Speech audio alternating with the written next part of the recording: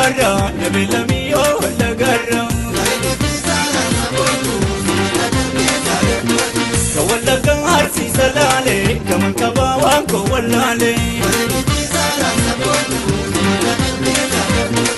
Utuun injigaa dhibeeke jorrooku shimala mana hanni jaaru.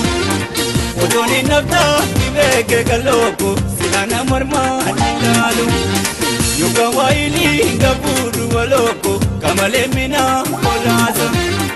Yooma waayee hinga fuudhu kalooku kaayini mimma halolaasa. Bareedditti saalaal gubbaarra namni lammiyyoo lagarra.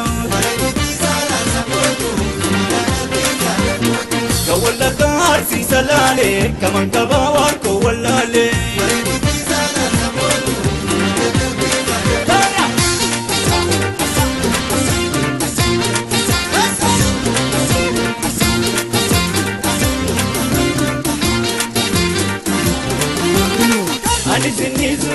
Ani sinniisa jechuun qalbiin si baana. Ani sinniisa jechuun qalbiin si baana. Yoona beekee bashannanaa jira Adaamaa Tolyaana. Bashannanaa jira Bishootu Tolyaana. Ani sin jaalla ati na jaallu hagaadumaatti. Ati na jaallu hagaadumaatti. Adda hin baanu rabbiin hin baasii nagaadumaatti. Rabbiin hin baasii nagaadumaatti.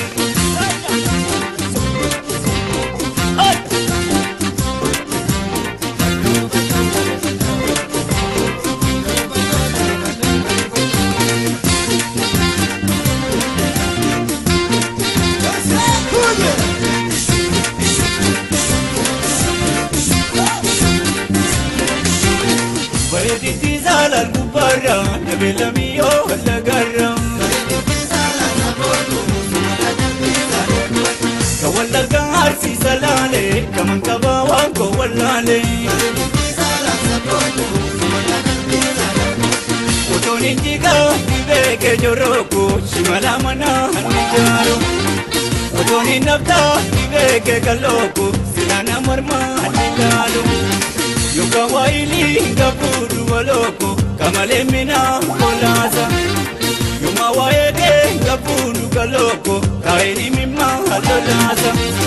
Bareedditti saalaal gubbaarra namni lammiyyoo lagarra. Ka wallagga harsiisa laalee kaman qabaa waan koo wallaalee.